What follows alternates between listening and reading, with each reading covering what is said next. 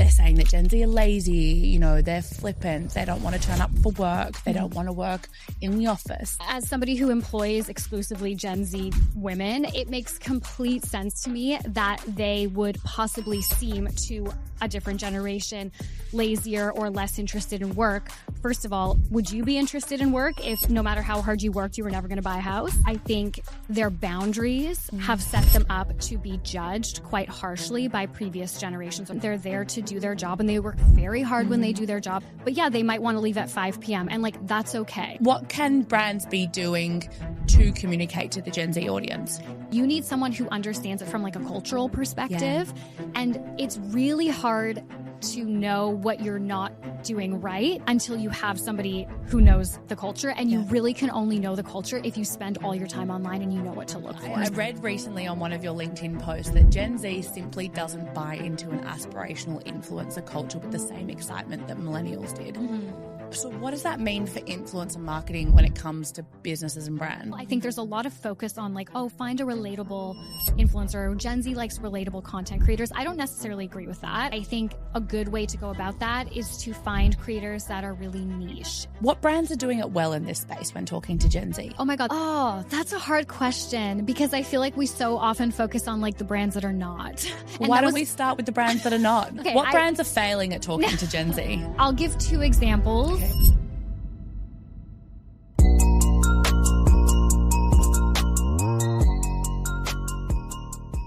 Lauren, welcome to Top of Mind. I am very excited to have you here today on the podcast because I, as a business owner of a marketing agency, I get so many questions around Gen Z. There's a lot of conversation around Gen Z at the moment, especially in the workplace. And as a Gen Z expert and internet culture expert, I'm excited to chat to you. So thank you so much for joining me for the next hour. Thank you so much for having me. I'm so excited. Look, I'm going to jump straight into it. And as I said before, you are a Gen Z expert. So we're going to be deep diving on that generation. Do you think that the internet is creating a generation that is addicted to screens? Okay, first of all, saying I'm a Gen Z expert is such a big call, so nobody come for me. Huge. But I think that you live and breathe it. Like you're speaking from your own experience. You run a podcast that breaks down internet culture and Gen Z. So it's like, own it, babes. Yes. Own it. I know. I'm trying to get more into that for sure this year.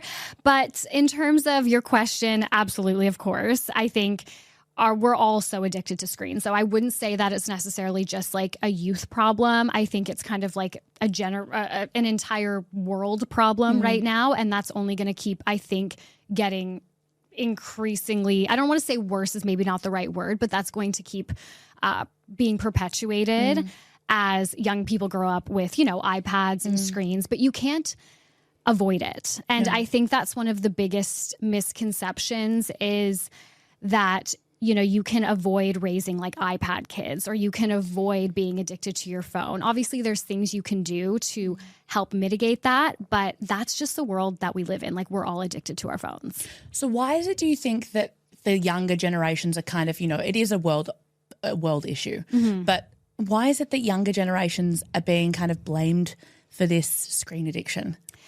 I think it's kind of the same way that when you think about how we talk about different generations when they enter the workforce, it reminds me of that. It's like older generations not fully understanding how a younger generation works because they were raised so differently. So I would say it's the same thing with screens or phones, right? It's millennial parents getting blamed for raising iPad kids who are Gen Alpha, right? But it makes sense. That's just the way of the world. But older generations might not understand that because they didn't have that experience. And our parents, as a millennial, like my parents weren't raising me on a screen, but obviously I was raised on TV. You know, it's kind of the same thing. So every generation has their thing. And yeah, I think that's probably a big part of it. It's just like the lack of understanding. Absolutely. And I think before we get deeper into the Gen Z conversation, I know we had this conversation before we started recording, but what defines a Gen Z? What dates are we looking at? So the oldest Gen Z now is around 26. Okay. And the youngest, I mean, the ages differ. It's not as clear cut. Right? We're just outside of that. Yes. It's not as clear cut, I think, as like the millennial generation. The ages differ, but the youngest Gen Z is around 16. So they're actually getting older. Yep. It's a smaller generation than the millennial generation was. Okay, interesting. So touching on your point then around the workforce, it's something that I hear a lot of. And obviously as a business owner, I get in a lot of conversations with huge business owners or, leaders that are blaming Gen Z. They're saying that Gen Z are lazy, they're flippant, they don't want to turn up for work, they don't want to work in the office. Like, what kind of rhetoric are we hearing around Gen Z in the workforce?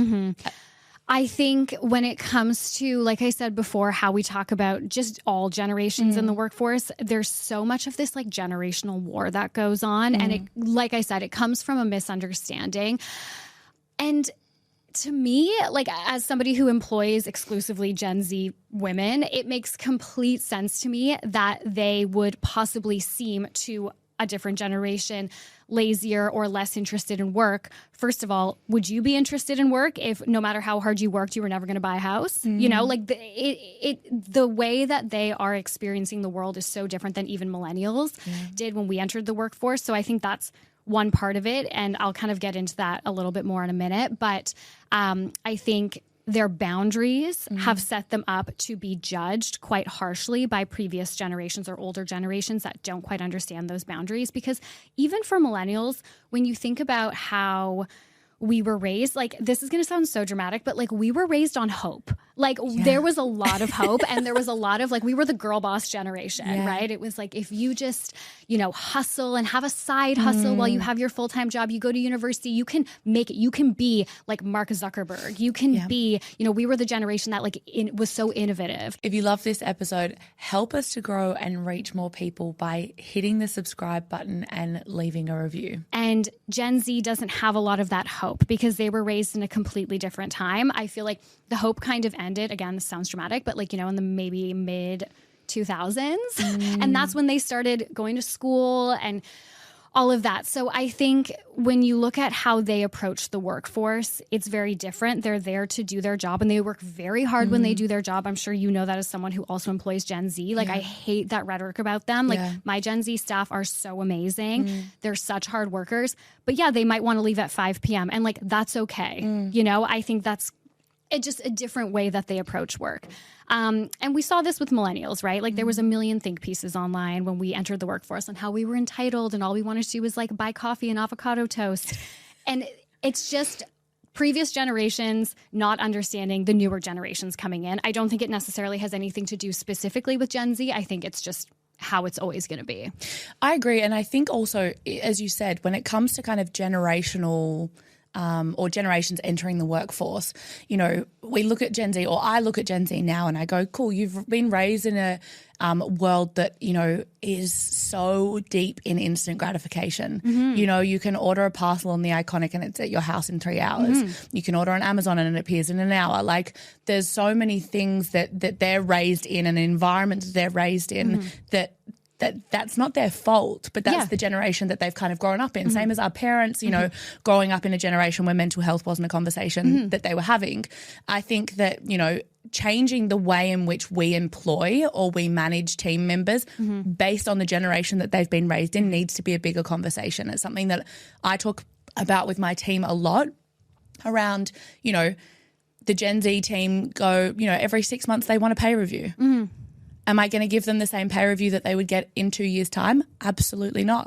But can I make it more attainable for them to get an increase or see an increase or a reward for their work quicker than they would 10 years ago? And I think that that's something that employers need to consider when they're employing different generations in the workforce. Is there anything that you've noticed as a business owner, but also as somebody that employs Gen Z, in terms of the way in which employers have a responsibility to change the way in which they're managing Gen Z? Yeah, I mean, I think it's kind of ignorant to presume or expect any generation to come in or just anyone to come in and for them to completely bend to how other generations did it, especially the digital generations. I think that's why millennials got so much flack when we entered the workforce. We were the first generation to grow up very much online, and now Gen Z is the first generation to grow up with social media. Like millennials, like I didn't get Instagram until I was like, I don't know, maybe 21. Like, you know, it was definitely not part of my teenage experience. But for Gen Z, they're getting Instagram and TikTok and all of that at like age 9, you know? So it's just completely changed how they function, but also how they would produce work. And so I think we need to, as bosses, accept that and work with them on that. And if you think about the state of, I don't know, corporate culture, like the workforce now anyways, now you can't really expect to be in a job longer than 2 or 3 years at the end of the day, unless you are working for like a small company, you know? There are mass layoffs everywhere. The way that COVID changed the workforce, it's just a completely different experience for younger generations, not just Gen Z, even millennials and Gen Alpha that will be coming up. So I think the rate of change is so quick now and it can be hard to keep up, but that's, as employers, like that's our responsibility, is to stay in touch with the younger generations that we're going to be employing. Otherwise, go employ a boomer.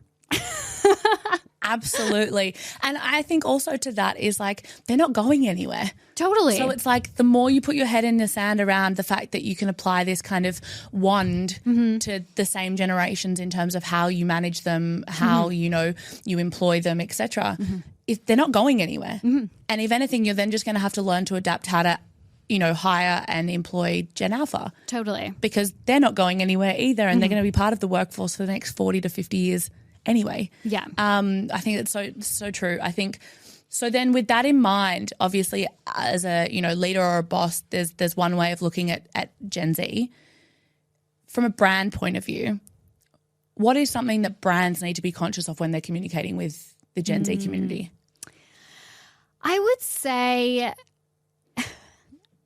just don't try so hard. And I know that's kind of a weird thing to say, but I'm going to think, okay, so if you consider what just happened with Bumble this week, right, yes, with their messaging. So those billboards had a lot of issues to begin with in this rebrand, but I would argue that this rebrand appeared to be targeted at Gen Z. I know that might not be a totally true statement. They have not confirmed that, like who they were necessarily targeting. But if you think about what generation would have, you know, the biggest cohort of single women, it would be Gen Z who are looking to date. And I think a lot of the rebrand that was teased prior to the billboards coming out was very online. Like the imagery that they were using on their Instagram when they wiped it all clean, that's a very like modern nude marketing tactic to wipe everything clean and have like a new era, right? And then if you think about it was like the fainting Victorian women who were like, I'm so exhausted. That's such like a TikTok meme. So I would argue because of all these reasons, they were targeting Gen Z. I think what went wrong here is that with the messaging, they tried too hard. I mean, a lot of things went wrong, first of all, but I think one of the things that went wrong Separate podcast. Yes. They tried too hard to be like Gen Z's friend. Like they tried too hard to lean into Gen Z's like savage humor with the ad copy that they specifically chose. And that doesn't work on younger generations in the way that it worked with millennials. Like if you think about Instagram and brands that grew on Instagram in the 2010s, their whole thing was that they had like personalities and they spoke to us like friends. But we were used to that because we grew up on magazine culture, where when you're consuming a magazine as a preteen, as a teen, you're reading it as if it's like a big sister giving you advice. And so millennials and previous generations, like we were down to be told like what was trendy, who we were, what we should be buying. Yeah. But growing up on social media, it's so different. Like they have the ability to kids nowadays. Oh my God, I literally sound 100 years old. But anyone that grew up with social media from like, you know, preteens now, they have the ability to carve out their identities through choosing who they follow, what they watch, all of that stuff. Whereas previous generations, we were told that, right? So it's just a completely different experience for them. They don't want to be having they don't want a brand to feel like a friend. They don't want a brand to talk to them like a friend. They want a brand to address their issues. They want a brand to make them feel supported and heard, as opposed to being like, hey, bestie, why don't you try our product? Like that doesn't work on them. It's not what they're interested in. So I kind of forget your whole question. No, I think we were talking about what brands they can should be doing yes. from a Gen Z point of view. But before we kind of go into the kind of actionable things, for anyone that's not familiar with what happened with Bumble this week, and obviously at the time of recording, this podcast will come out a little bit later. Yeah. What did Bumble do? So they did a rebrand. I think it was a few different steps. The first is that they teased a rebrand and people thought that the app or the product itself was going to change a lot. And it didn't. They just released a few features. And one of the features was that men can now message women first. And that kind of goes against the whole like ethos of the brand, right? So that was kind of the first thing where people were like, okay. And then they released these billboards that went up over the weekend in LA. I think it's just exclusive to LA.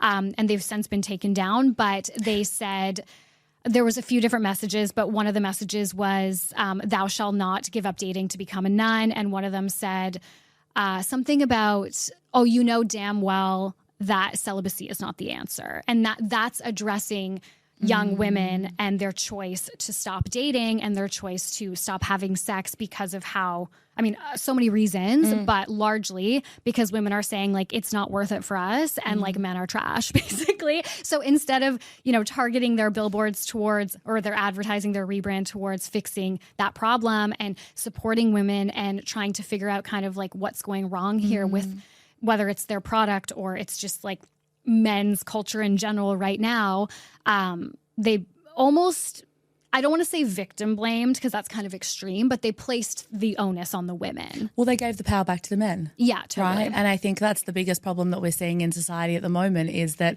a large part of the decision-making cohort is males. Yeah, for and, sure. We don't have women in those decision-making positions to be able to inform the majority of decision makers. So as a brand, that's obviously Bumble probably what not to do. Don't try too hard. Yes. But what can brands be doing to communicate to the Gen Z audience?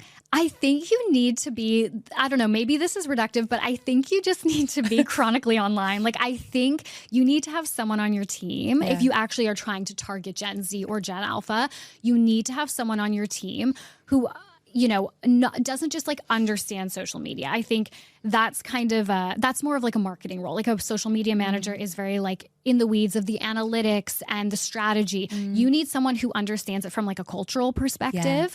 And it's really hard to know what you're not doing right until you have somebody who knows the culture. And you really can only know the culture if you spend all your time online and you know what to look for. So that is kind of the difficult part of it. We do a lot of Gen Z consulting for different brands through our media company. And that's always the biggest advice is either you need to get a consultant who, if you're very serious about this, you need to get a consultant who understands the space, or you need to hire someone as almost like a culture, like a full-time, like TikTok cultural consultant. I'm sure there's an actual appropriate like marketing term for that, but I don't know it. No, I like it. I like it. But part of that is how do you hire for that role if you don't know what you're looking for? Totally. So I think that's probably my biggest piece of advice is you need someone who's like in the weeds and understands, because harking back to the Bumble example, one of the reasons why I think that didn't go well. I know a lot of people are saying, oh, it sounds like they had no women in the room, or maybe they didn't do pre-testing on their advertising. I just agree with that. I would say that Bumble probably has women in all levels of their company. I'm sure they did some type of pre-test. Like, they're a huge corporation. I'm sure that they did all the steps properly. This was a really big rebrand and a big project for them. What I would say was possibly missing was Gen Z women in the room, because what I saw that really went wrong here in terms of when I'm looking at it from a Gen Z lens, like a youth lens, is that the reason why young women have stopped dating largely is they're setting this boundary. As we said, Gen Z, they're like a generation of boundaries. They love that. And that's part of their power. And that's so admirable. Like, I see millennial women and men all the time saying, I wish that I had like the balls that Gen Z has 100%. To be like, I'm leaving at 5 or like, I'm not doing that extra project, because at the end of the day, like, that is what's going to give you that like work-life balance and all of that. So anyways, my point is they put up these boundaries, and obviously these billboards kind of in a way like mocked those boundaries. But I think a big reason why Gen Z women are putting these boundaries up when it comes to dating is because if you think about how TikTok and Twitter and all these social media platforms, how they have really exposed men and women to these really dangerous, harmful pipelines that previously, if like anti-woman pipelines, incel pipelines, if you think about Andrew Tate, he was so popular a few years ago, right? Yeah. That's just one example, and everybody heard about him. Those were kinds of like pipelines or corners of the internet, types of content that if you wanted to engage in that previously, you had to like actively seek that out, right? You had to go on like 4chan or all these different forums and find these corners of the internet. Now they just get presented to you on your For You page or on your Twitter feed or whatever. And that can so easily open up a pipeline for somebody, right? So I think part of it is understanding how the internet functions, and that internet culture is just culture now, and what is happening on the For You page of TikTok and all these young men being exposed to this stuff. They're so much more empowered to be anti-woman openly. I'm not saying that young men are more misogynistic than previous generations. I would say that's definitely not true. But I think that in a lot of ways, young men now are much more empowered to be openly misogynistic and anti-woman and follow these influencers publicly in a way that previously that was kind of, just for like the bro chat or whatever, right? Totally, the private group chats. Totally. And then women, like if you think about it from our perspective too, like I've been served that type of content before. Of course, that's just how algorithms work. And so now women are seeing all of these young men that are in their age group who are being openly misogynistic and anti-woman, even if that is how men always functioned. We didn't necessarily see that. Right. So now we're so much more aware, and we're being presented with that content too. So I think it's much more of like an awareness going on. It's like a deeper understanding of how hateful men can be and dangerous men can be towards women. And that to me was one of the biggest missteps that was made in this campaign was the lack of understanding of why this generation would stop dating. And there's a million other reasons why they would stop dating and become celibate or choose celibacy for now.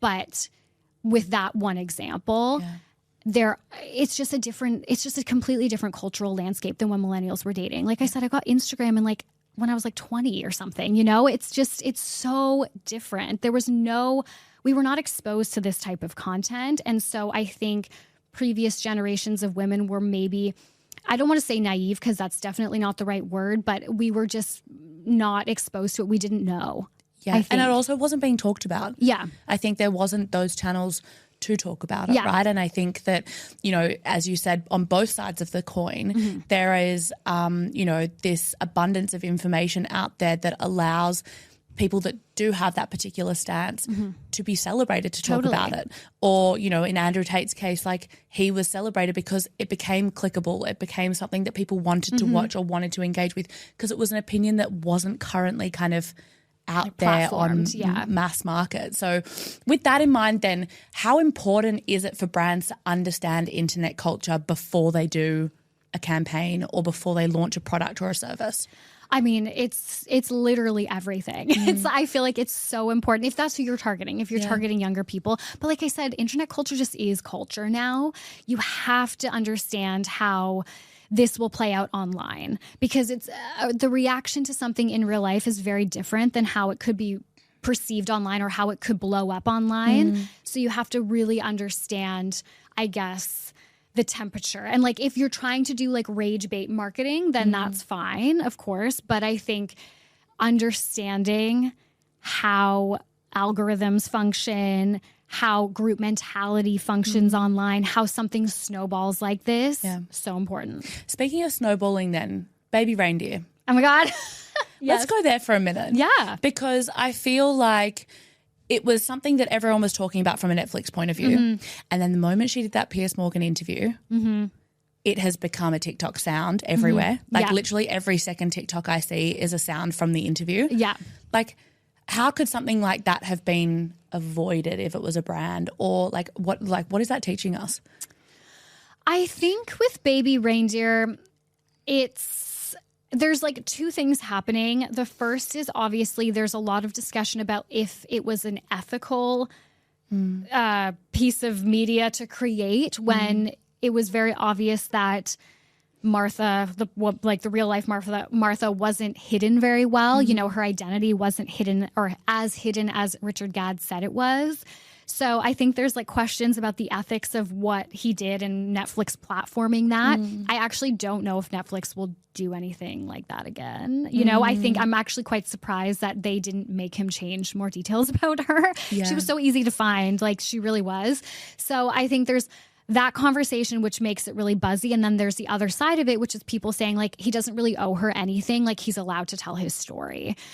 And then, of course, now with her interview with Piers Morgan, then there's that side of it too. It's like, well, she's allowed to tell her story then. So I think it blew up in this way because it's a true story and because it was easy to find her. And then with that kind of being said, when it comes to kind of echo chambers in terms of kind of polarizing public opinion, you know, as you said, especially when it comes to Baby Randy, I know even just the conversation that I've had in the last week, there's so many sides to the story. There's his side, there's her side. Then there's the side that Netflix says that it is based on a true story. She's saying it's not true. Yeah. Then there's also people that say that she's mentally unwell and therefore should not have been put in a position where she was put on TV without media training or without a PR team or anything like that. So the internet, you know, it's known for creating these echo chambers of, you know, if you want a certain piece of content or you want to sit within a certain group of people that have a particular opinion, there are these echo chambers that exist on the internet that allow that opinion to be kind of backed or confirmed. How do we navigate echo chambers and like the right to the free speech and things like that when it comes to kind of a conversation like Baby Reindeer? I think when it comes to, I guess, are you asking about like cancel culture in general or just kind of like how conversations become so siloed? Yeah, I think it's how as you said, there's deep pockets of the internet that don't allow kind of, you know, I've seen it like a couple of my TikToks recently, for example, have gone wild. And it's crazy to me that there's some of them that just go wild for absolutely no reason other than the fact that I've got an opinion on something or I present something that everybody was thinking but nobody said out loud. And there are certain people when they see certain comments that snowball on that because they're like, well, someone else thinks like that, so I have the right to think like that as well. Whereas I think that, you know, the internet is great at presenting both sides of an argument, but far too often people end up in corners of the internet that don't have both sides presented. So it's like from an internet point of view, how do we ensure that, you know, people have the right to those elements of free speech and their opinion and things like that, that doesn't become dangerous where they only have kind of yes men or an echo chamber of people that support what, you know, they're saying.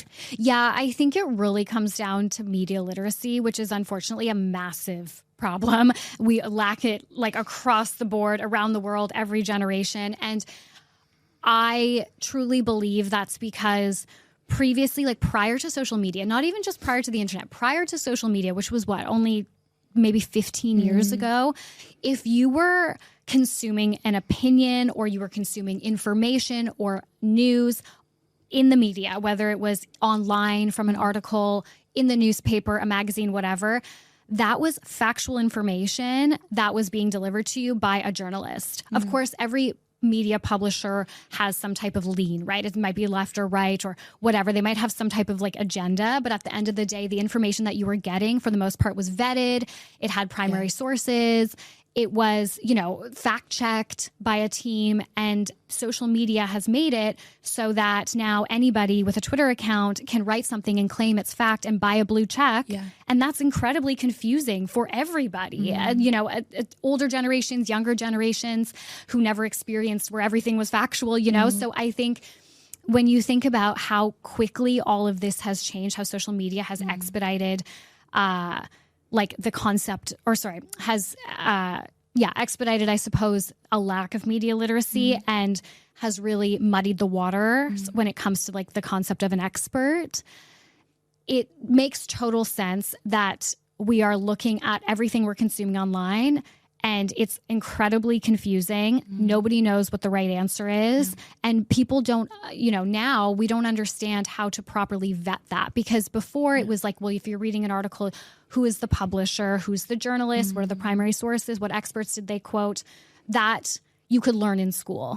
Now it's like we need to have other courses on how to properly vet information that we're getting on TikTok or Twitter or whatever. So I think so much of the problems online when it comes to echo chambers, misinformation, disinformation, it comes from a lack of media literacy. And that's a massive problem that social media, it's almost exclusively, in my opinion, social media's fault.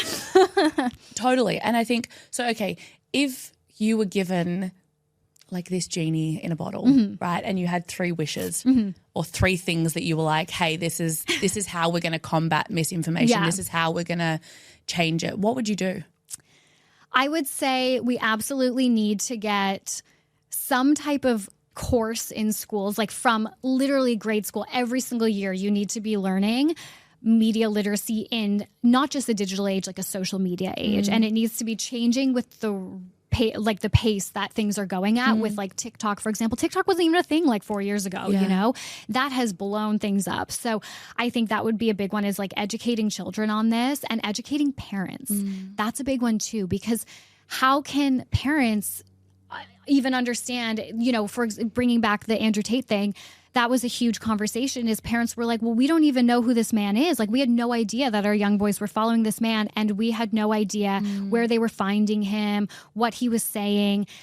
So I think understanding educating parents, children, everyone on media literacy. And that's not just, is this video that you're watching made with AI? Obviously, that's important. You should be able to learn how to identify if something's real or not. Yeah. But it's more so, is the information that you're being presented from a credible source? What is their motivation behind presenting this information to you?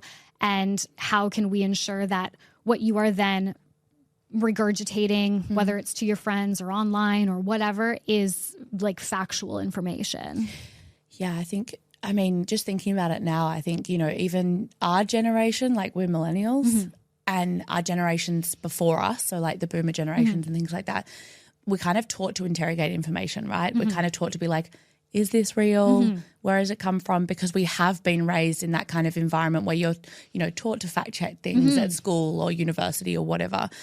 But I feel like that's kind of fading as kind of generations come through of, I say this all the time, is that you only have to know 1% more than the person that you're talking to. Totally. To be considered an expert. And that's terrifying. Yeah. Especially when it comes to the world of like investment, financial advice, anything like that, or anything that's, potentially harmful. It's terrifying. So, you mentioned it before around cancel culture. Is it a thing? Like, do people stay cancelled forever? No. Can we think of any example of someone who's been canceled forever? Even Harvey Weinstein is getting a comeback right now. Yeah, that's... Absolutely not. Cancel culture is not forever. I think cancel culture, the conversation is usually very black and white, and I don't see it that way at all. I don't see cancel culture as a net positive or a net negative. I know it gets a lot of bad rap, and of course influencers hate cancel culture and all of that. My stance on cancel culture is A, if you are more concerned, or if your biggest concern is about getting canceled, then that's a place of privilege. Yeah. And B, I guess context of how cancel culture really blew up is super important and often missed in this. If you think about cancel culture and when it was kind of at its peak, and I would actually say it's kind of dissipating a little bit, like it's calming down a little bit now. But when it was really at its peak, that was like 2020. It was COVID. We were in lockdowns. We were watching people around the world die. Governments not care about that. We were, experiencing the BLM protests. It was a very like high, intense, stressful social, political landscape that we were kind of in.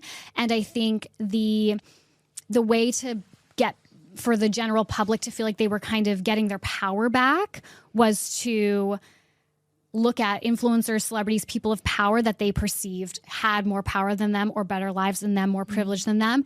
And I think the intention was to like, opened their eyes to that. But of course, it ended up being a bit of like a pile-on. It did end up kind of getting a little bit too heated, I think, the kind of whole culture around cancel culture. But that's kind of the reason. It's people feeling like they're disempowered and using social media is literally the only way that they can get their power back. And it's true. If you think about who in Gen Z, Gen Alpha, unless their parents help them, will be able to buy a house. You know, layoffs are rampant. The cost of living is crazy. Like there's all these things that, like I was saying before, sounds so dramatic, but like the world does not feel hopeful anymore in the way that it used to, even when we were children. So it is almost like a revolt. And yes, sometimes it's not, I think sometimes the extent of how somebody is like canceled or the heat that they receive for what they did is not always justified. But I think the context around why cancel culture became such a thing is justified.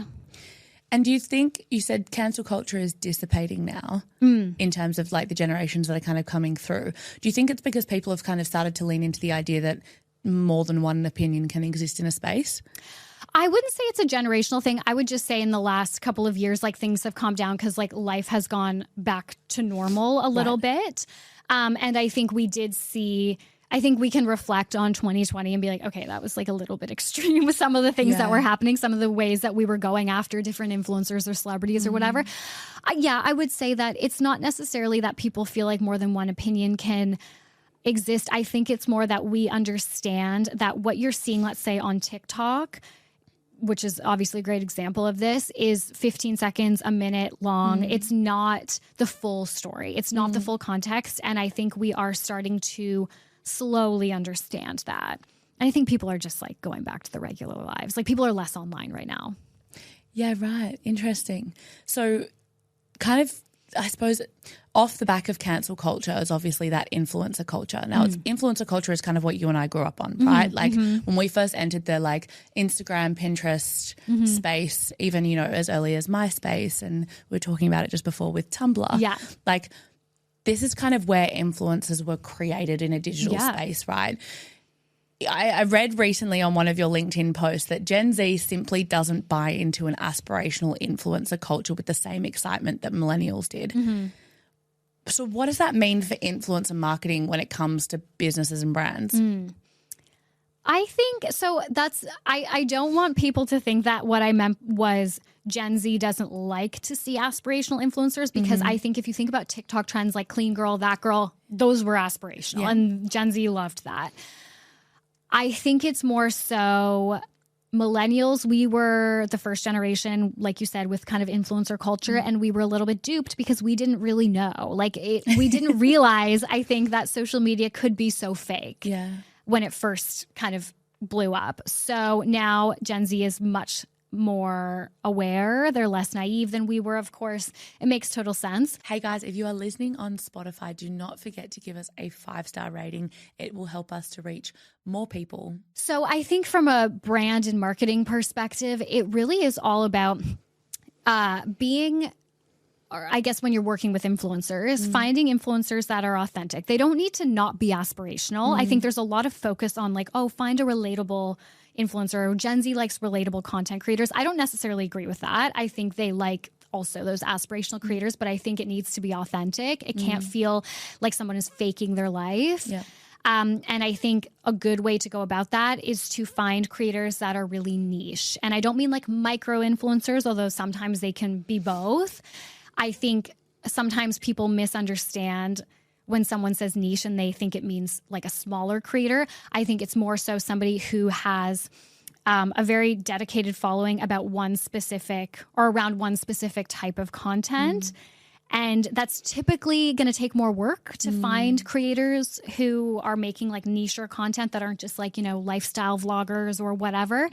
But those people have very culty followings. Their followers are going to be very excited for them to do partnerships because they probably don't get as many partnerships. And it's going to feel much more authentic to be partnering with somebody who is, creating content that not a lot of people are creating. Do you have any creators that kind of come top of mind for you that are doing this really well? Oh my God, that's a hard question. I guess, okay. I think like for me, I feel like there's a couple. There was one that I don't know if this was during COVID, but there was a couple of creators that would go like it was the idea of dressing up to take the garbage out. Yeah. Right. Yeah, and there was this whole like 3 or 4 like core influencers that literally like their whole feed changed to take the garbage bins out, and they were wearing these glamorous outfits and things like that we obviously couldn't wear during COVID. Yeah. And the other one that comes to mind is I can't remember her name. There's 2. There's one that she kind of makes everything from scratch. I don't know if you've seen. Nara Smith? Yes. Yeah. Love. Yeah, She's very niche in that sense that like she makes everything from scratch. And there's a lot of like, I suppose, parodies that have kind of been made off her. Yeah. So she in herself has become a niche, or I suppose, a corner of the internet that people are following. And then the other one is kind of the again, I don't know the name of the creator, but the ones that did they had like it was presenting aesthetic fridges. Oh, I don't know. So it was like all your fridge layouts. Right, okay. If that gives you any kind of a spiel of what looks on my For You yeah, page. like very beautiful things, clearly. No, it was like very aesthetic fridge layouts. Okay. That were like how they package all their food in their fridge, how they lay it out with all their drinks and things like that. And there were 2 or 3 creators that were doing that really well that I was like, I feel like became quite a big niche in that space, but they made other people think about how their fridges were laid out and things like that. Yeah, I would say an example that comes to mind for me is Mike's Mike, who is a YouTuber and he makes, like deep dives into series, and that's his whole thing. He's not like a lifestyle vlogger. He sticks to basically dissecting TV shows and series, and like his videos are amazing and they're long form, and it's obviously different than TikTok. But I think finding creators like that who have a very specific content style, who are, speaking to a very specific audience, they're going to be that audience is going to be so excited when they get a partnership. Yeah. Yeah, absolutely. I love that. Now, what brands are doing it well in this space when talking to Gen Z? Oh my God. Are there brands that you look at that you're like, they're really nailing how they're talking to this audience? Oh, that's a hard question, because I feel like we so often focus on like the brands that are not. Why don't we start with the brands that are not? Well, okay. What brands are failing at talking to Gen Z? You know what? I think I'll give 2 examples. Okay. The first is that I think the Washington Post, when they first started on their Gen Z strategy, which was very TikTok focused, was doing a really good job, because they were playing the long game. They had one creator, I think his name was, actually forget his name. He was a guy. I don't remember. And he... Not important. Yes. And he made content. He would like basically make skits out of news stories. And I do think the kind of like skit vibe for media companies is over on TikTok. But at the time, it was very different. It was very cool. They were doing a great job doing that because they had one creator. So he was like a recognizable face. I think that can be really important for TikTok in general. And he obviously had quite an interesting and funny personality. He was making them in his like little apartment. So that felt really like relatable, because it was like, yeah, same. Like we all live in these small little apartments, especially in COVID. Everybody was like locked down. And they were playing the long game in the sense that they were very open with their messaging, that like, we're not trying to get you to buy a newspaper subscription now, but we are hoping that you have an affinity for us, or you recognize us now because of our TikTok presence and our strategy at reaching you now, that in like 20, 30 years, if you do want to pick up a newspaper, which I can't even imagine in 30 years newspapers still existing, but you know what I mean? If you want to consume this type of content, you'll think of us, or you'll remember us. So I think that's a really great way for like an example of a legacy brand that's playing the long game with Gen Z.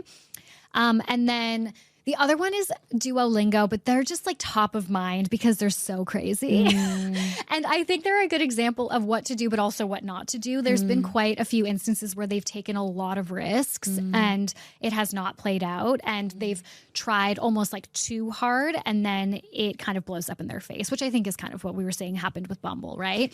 Yeah. So Duolingo, again, meeting Gen Z where they're at, which is really important for brands. I think we need to stop expecting anyone, but especially younger people, to like click a link in bio and like leave the platform that they're on to go buy your product or to explore your story or whatever you want them to do. You have to meet Gen Z where they're at. You can't expect them to leave the platform or to like, sign up to your newsletter or whatever unless they want to. So they met them like Duolingo. They're like a what do they do? Language? Like they're like so random, but they really played into like the humor side of things. They met Gen Z where they're at. They leaned into their humor. They hired someone who was young to be in the costume, and she led their strategy for a lot of it. So I think just like listening to Gen Z and knowing where that line is. Yeah. And I think, I mean, I'll add two to that I think that are doing it well. And I'm interested to hear your opinion on it. The first one is Kick, Keep It Cleaner with Steph Claire Smith and Laura Henshaw. They hired Alice Harris, who actually I interviewed in a previous episode, who is a Gen Z creator, and her whole job is just TikTok. And she has made them so relatable. She has kind of brought that authenticity and kind of, you know, Steph and Laura are very unattainable in terms of that kind of, you know, they've had their modeling careers. They've started this huge global business.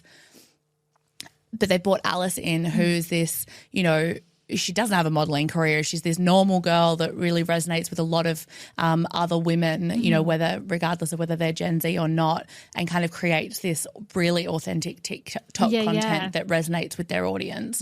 And the other would be Set Active.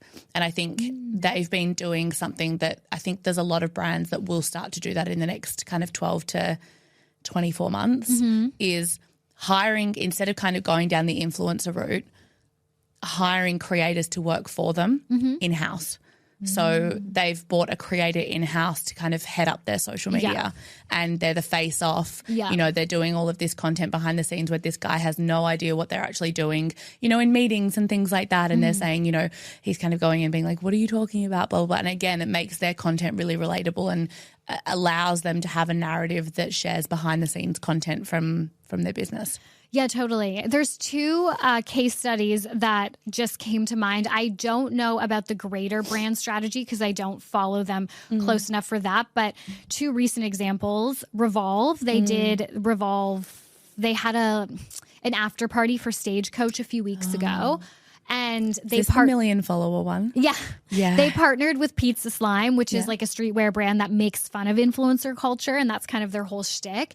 And that went off so well because it was a risk. Like, you know, it was definitely a risk that Revolve took, but they knew that they blew it with Gen Z a few years ago when Revolve Fest happened. TikTokers, it was the first year that they were invited because it was the first year that Coachella came back after COVID. And when TikTokers went, you know, the culture on TikTok and vlogging is very different than even YouTube. Like on YouTube and Instagram, people are trying to show you the highlights. TikTok is like, let's show you the reality. And they really did. And they were like, look at how Revolve is treating us. We're standing in lines for 1 million hours. Whether all of that was true or not, it gave, I think, young people who weren't super familiar with Revolve yet or weren't like invested in Revolve, it gave them a bad taste in their mouth for them.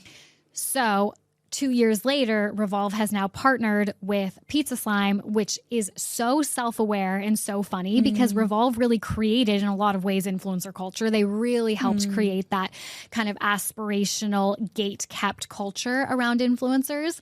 And so partnering with Pizza Slime and then throwing this party where they had, you know, when you first enter, there's a sign that says, over 1 million followers, you go this way. Under 1 million followers, you go that way. And people were like, what the fuck? Like, of course, from Revolve. This is so classic them.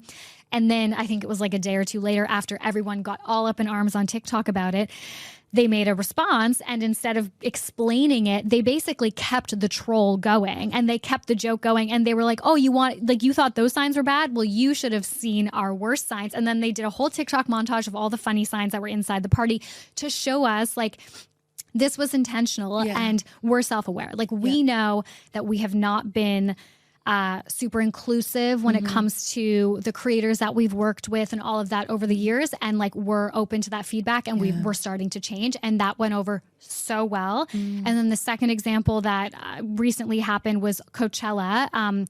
Did you see the Poppy? Yes. Like Alex Earl collab. Yes. Loved. So good because, you know, we have such a bad taste in our mouths with brand trips, right? Nobody wants to see influencers going on these brand trips. Every time there's a big brand trip with influencers, it is all over TikTok. Everybody being like, this is so tone deaf. This is disgusting, whatever.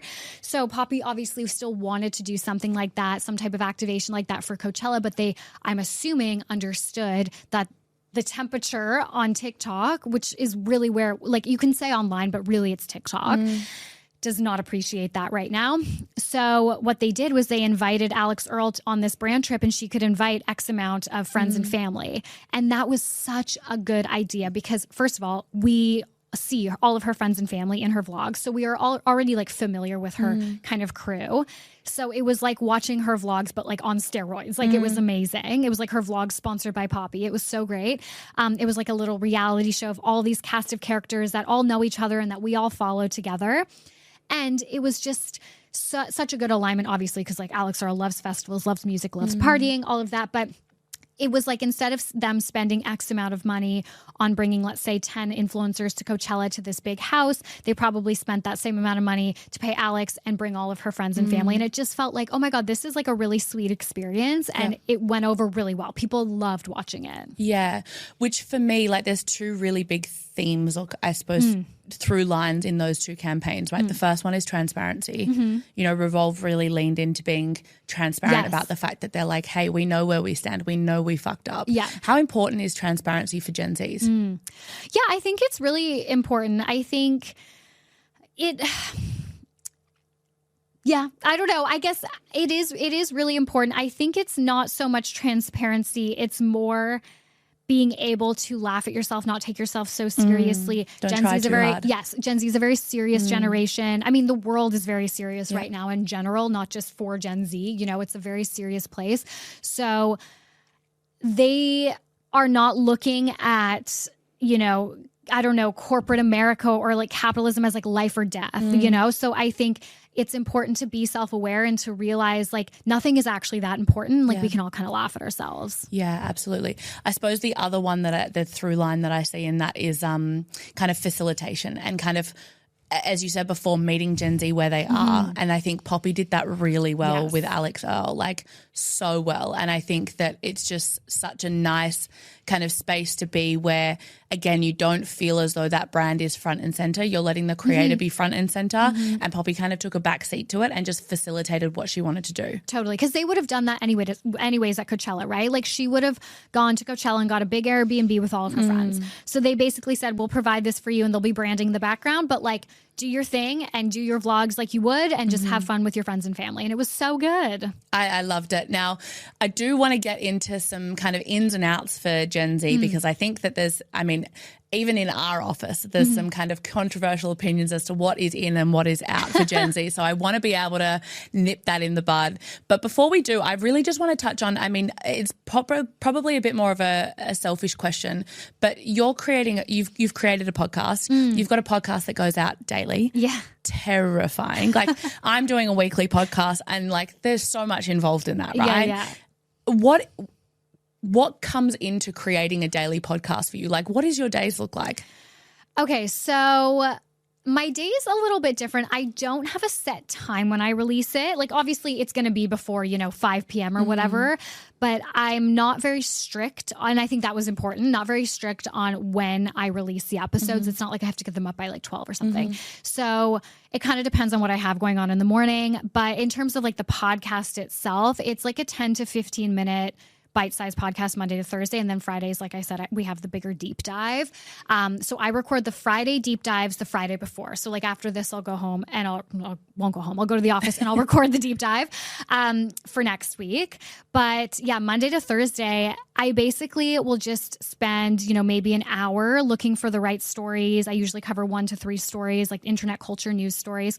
And I'll write them out, like write my little notes on them, my opinions on it. And then because our studio is in our office space, it's really easy, although it's shared with the office space. So I have to kick my girls out and be like, I got to record now.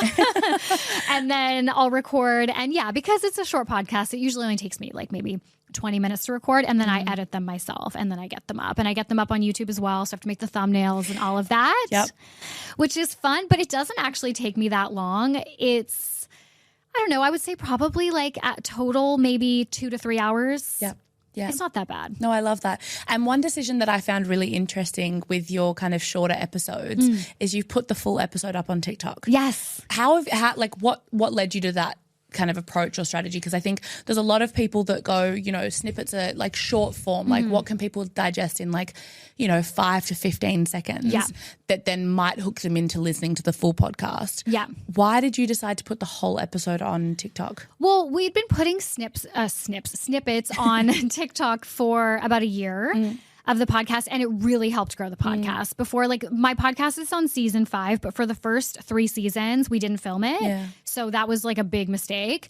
Season 4, we started filming it. It grew a lot because of like TikTok and YouTube and all of that. So doing the snippets was great and was definitely helpful. But when TikTok introduced the 10-minute feature, and I knew that they were prioritizing, you know, longer form videos, and I started getting fed more and more videos that were horizontal instead of vertical and that were longer, I was like, I wonder how this would go for longer snippets. And then when I started kind of thinking about the daily podcast and how I wanted to do that, it kind of goes back to like meeting Gen Z where they're at, meeting my audience where they're at. Most of my audience is from TikTok, whether that's podcast or like our brand as a whole, Centennial World brand, is through TikTok. So I'm like, that's where they are. They want to watch this content.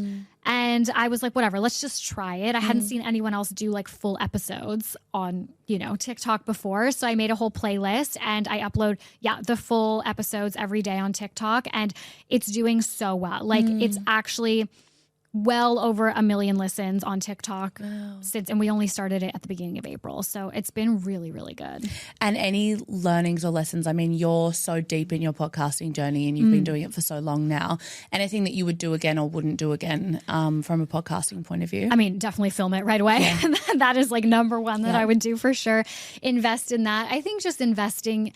I do most of it myself for the deep dives. I have an editor. I do the first edit. I just like can't let go. I think that would be my number one thing. I need to let go.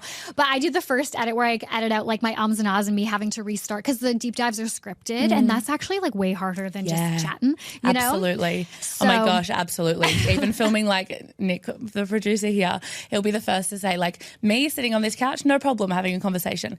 Recording call to action. Oh, totally. I'm like, why do I turn into like such an awkward person? I know. It's so much harder to record something scripted and so much harder to prep that. So I think, I would definitely invest in more help, I think, from the beginning, but filming it is my number one regret. Like I wish we had been filming it from the start.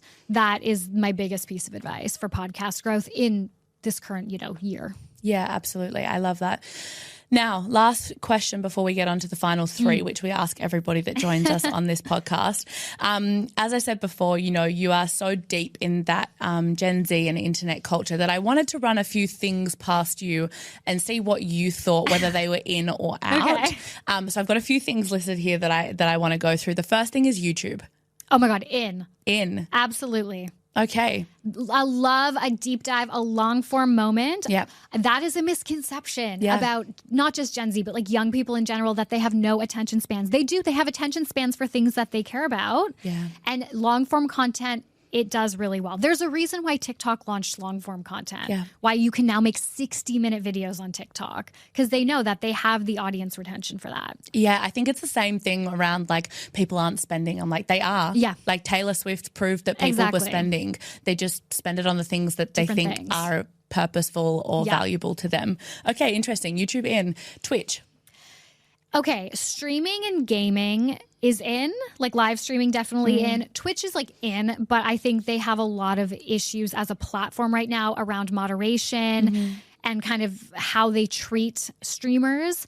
So as a platform, like they're not out, but like they have some work to do. They're on their way out if they don't change. They need to fix some things. They've lost some really big streamers in recent years because of how they treat them. Yeah. Right. Emojis. Definitely in, but like it depends on which emoji. Okay, which emojis are out? I mean, obviously the cry laugh face. Okay, obviously. I mean, obviously. Duh. Obviously any like smiley face is out. Yeah, unless it's like in an ironic way. Okay. Yeah. What emojis are in? Okay, like salute, absolutely in. Cowboy, absolutely in. Crying, like actual crying. Tears. Absolutely in. Fairy, absolutely in.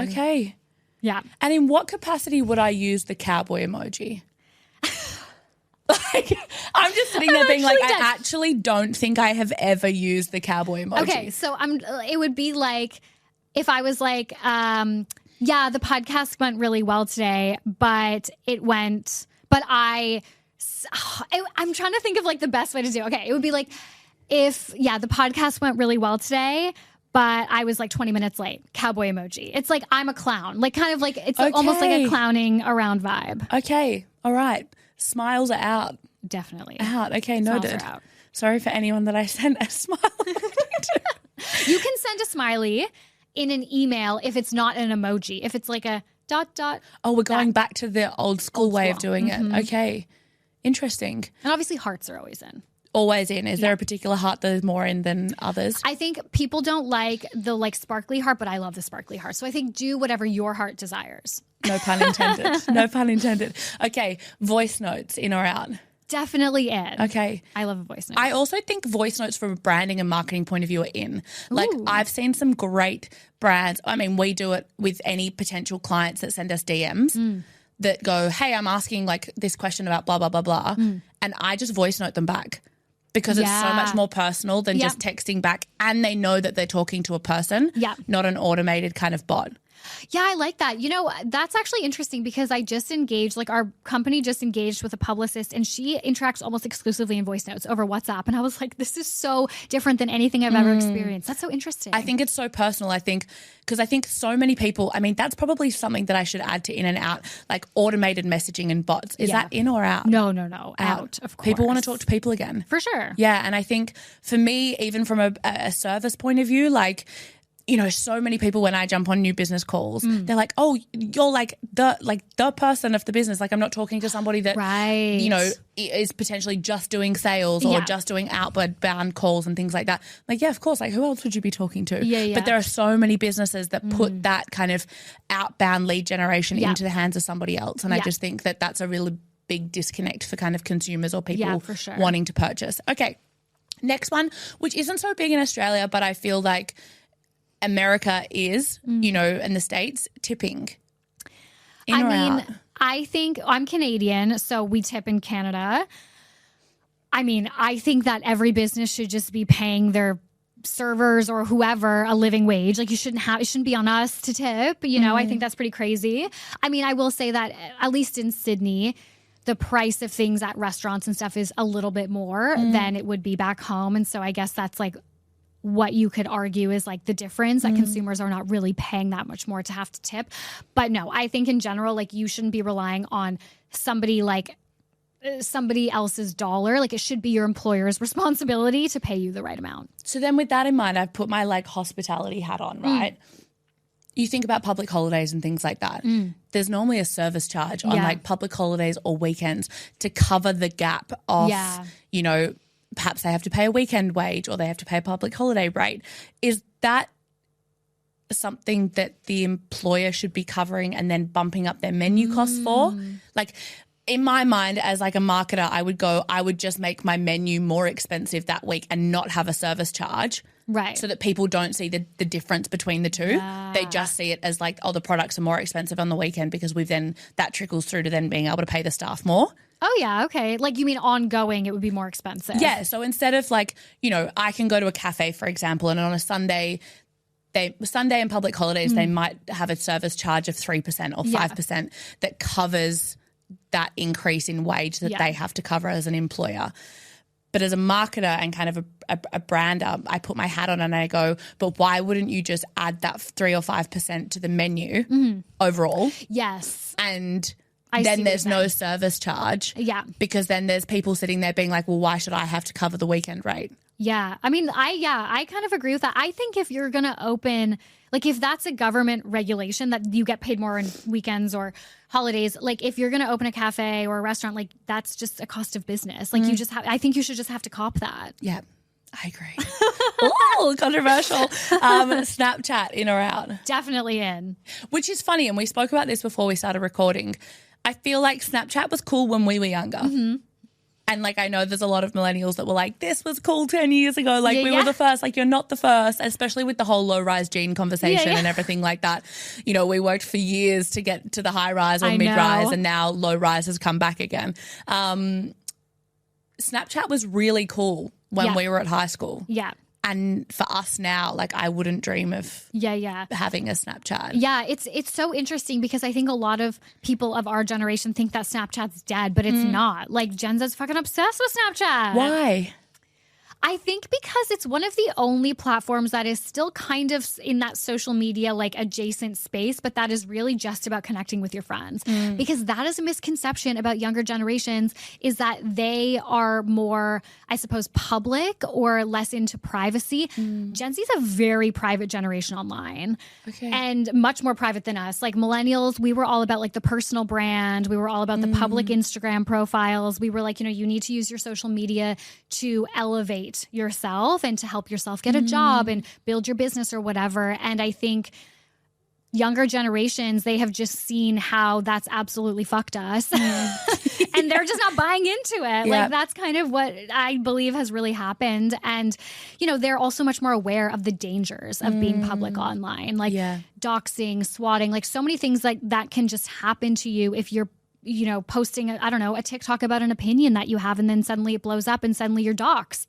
They are just aware of things that like weren't even in the realm of our thoughts at the time because we were like the first generation to try all this. Yeah. And I think as well, you're so right. Like there's obviously like Facebook Messenger, you've got Instagram DMs, but now with Instagram rolling out a whole heap of features where like anyone that you tag gets it as a DM and I'm like, my DMs are just totally wild. Like I just can't even find messages that I had sent to friends beforehand. Yeah. So I feel like Snapchat is that kind of more personalized messenger that is in that closed group format as well, which is why it's probably coming back. Yeah. And when you open Snapchat, you don't open it to a feed. You open it to your face, which is very unique. And it means that you don't end up just like mindlessly scrolling. It just is a much more positive experience. Yeah. Community focused. Yeah. Yeah. Okay. Interesting. Working remotely, is it in or out for Gen Z?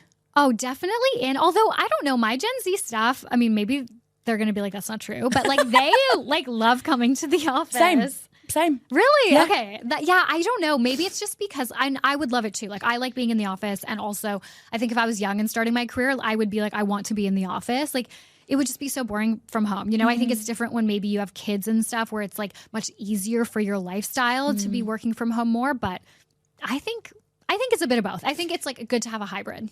I would argue that millennials want to work from home more than Gen Z. Me too.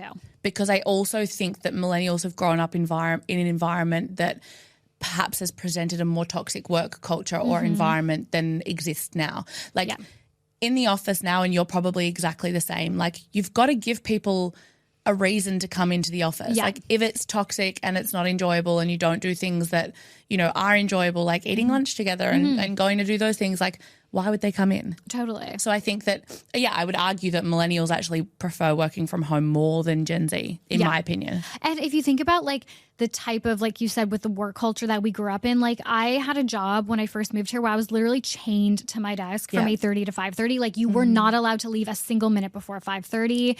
You had to get in at 8:15 so you could be seated at your desk at 8:30. Like that is a very common experience that I think a lot of millennials had. Absolutely. And we as millennial bosses, I think a lot of us don't treat our Gen Z staff or our staff in general like that. And so it is a more positive experience for them. Yeah, I definitely agree with that. I feel like the traditional office culture, you've now got people that have been raised in that environment starting their own businesses because, I mean, I know every agency that I left, I was like, wait till I have my own business. Like it can't be that hard to treat people nicely, to, treat people like human beings. And then when I started my business, I was like, wow, it's really not that hard. Like what were these people doing? And I think it's just it's the lack of trust that they kind of grew up in, is this culture of like, if I can't see you, you're not doing your job. Yeah. And I think that comes down to trust and also giving your team enough responsibility that if the work doesn't get done, it falls on them. Yeah.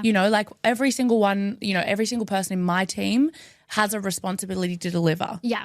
And if they don't, it's no one else's fault but theirs. Yeah. So if they miss a deadline because they were working from home or if they don't turn up to a client meeting because they were working from home. Like Yeah. that's a really easily managed solution. Totally. But I think that, not a lot of traditional workforces think that way. Now, I only add this one in because I did listen to your podcast episode about Tumblr. Is it in or out? Because I feel like it's coming back. Definitely. It's always been in for LGBTQ people. Okay. Like that has been a huge, like an empowering platform for them. Why? I think it started like early days of Tumblr when you could still have like nudity and all of that kind of stuff. It was a place where I think a lot of people, not just LGBTQIA people, but also just different groups of people could kind of explore their sexuality, could explore their self-expression because it was all anonymous as well. So that was really powerful. And it was like a mood board. It was a little bit different than MySpace. MySpace, still you could be anonymous, but it was all about connecting with friends. And so that caused a lot of issues where it was like, anyone who with this anonymous user could friend anyone of any age. And that was just like bad vibes. So Tumblr was much more, Tumblr had its major issues for sure, but it was more positive with its like anonymity at least. So I think they've just kind of kept that through line. Like it's just kind of remained this really positive platform. Interesting. In that way. It still has a lot of issues, don't get me wrong, but. Yeah. Okay, 2 more. Pinterest, in or out? Oh, definitely in. It's one of Gen Z's favorite platforms. Why? Because it's also positive. Yeah. Like it's not about commenting. It's not about feedback. It's a mood board. It's all about like making your life better and more positive and more beautiful and getting inspiration and creativity and excitement. And as a brand that's like, how the fuck do I even engage on Pinterest? Like, where would you suggest brands start when it comes to using Pinterest as a channel? Because it's really not considered like, I know with a lot of our clients that we speak to, it's like Facebook, Instagram, YouTube, and TikTok. So Pinterest really isn't considered as that like even a social channel to engage with. Yeah. So where would brands start when it came to kind of engaging with Pinterest as a channel? The reach on Pinterest is actually wild. I think brands definitely need to get on Pinterest. We post, when we used to publish more on site, we would post obviously every story on site. Now we post like any clips that I make for the podcast that are not, the full episodes, like any like promo clips, we put them all on Pinterest, and people find our podcast on Pinterest. Like it's actually a great discoverability platform. Okay. So anything that's like beautiful and aspirational, that is where you can post your aspirational stuff, for brands specifically. But yeah, and it's great because Pinterest is also a platform that doesn't ask you to, go do so many steps to like link back to your site. Like you can link your platform, your site, your whatever, your Instagram if you want, directly on the image. So it is great for driving traffic. And because you can do video on Pinterest as well. And I think that's one of the biggest misconceptions is that you can only share images on Pinterest. Yeah, no, videos definitely really popular. You can do carousels now. So yeah, it's a very popular platform for Gen Z. I think it's definitely somewhere to experiment with. We actually don't publish at all on Instagram. That was like a big decision that we made. And we just said, you know what? That's not the type of news that we create. That is not where Gen Z wants to consume it. If they want to consume, or just our audience in general, if they want to be consuming, kind of commentary on internet culture trends and creator drama and news and that kind of stuff, like want that on TikTok or they want that on podcast YouTube, but not on Instagram. So we just wiped our Instagram and said, we don't publish on Instagram at all. No. Interesting. Because I think that's where most people would go if they wanted to speak to Gen Z first. And yes, and like Gen Z's on Instagram, obviously. But I think in terms of where you have to know your audience and you have to know, and it took years of us experimenting and trying different things and realizing where they actually follow us, where we actually get traffic and attention. And we decided, what's the point if this is not where they want to consume the news? There's obviously publishers that are doing great and reaching youth audiences on Instagram, but for the type of content that we create, no. And I think that's a really important point is around not only the audience, because I think people go, well, if I want to talk to Gen Z, obviously I'll go on Instagram and there's no doubt about it. But what you're saying is around the idea of actually interrogating what type of content people are consuming or Gen Z are consuming on those platforms and where they're doing it. So it's like, it's not to say that Instagram's completely out, but the type of content that you're creating isn't for that platform. Okay, this last one is very contentious because in my office alone, there is a divide in opinion. Okay. Is slay in or out? Oh my God. Okay. Slay. I feel like this is such a nuanced question. So in terms of like culturally, I think it's going out. It's definitely on its way out. I saw something where Gen Alpha was like, when Gen Z says slay, it sounds to us the way that doggo from millennials sounds to Gen Z. Oh my gosh. And I feel like it will become something like that for them for sure. I think culturally it's kind of on its way out, but it's so part of like the vernacular now. Like it's so hard to get rid of. Yep. But I think it will always be in because of its origins. Like it really originated from 1970s ball culture and ballroom culture, not baseball culture. So I think for LGBTQ people, it will always be in. It'll always be part of their culture. And it will always be part of the vernacular. Totally. Absolutely. Okay, quick fire questions. Before we wrap up every podcast, I like to ask 3 questions to everybody. The first one is name one brand that first comes top of mind. Just in general? Yep, for you. Oh my God. Straight off the bat. Oh no. Okay, I guess Zfeed. Okay. So Zfeed is an independent publisher. It's by my friend Crystal. They do amazing work. They're not, I mean, I guess they are a consumer brand in the sense that, you know, her audience is consumers, but it's not like selling a product. But yeah, she's an independent media company as well. And I just have to give a shout out to her. Like, they do amazing work. Amazing. What is one thing that you think helps keep a business or a brand top of mind?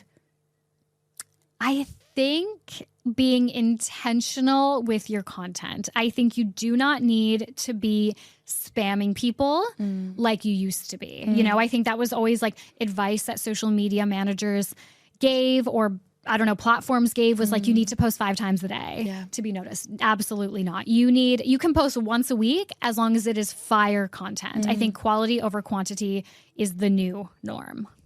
Interesting. Last one is a quote that is always top of mind for you, whether it's something that you've referred to throughout like your business founder journey or, you know, a saying that you come back to quite often. Is there a quote that comes kind of top of mind for you?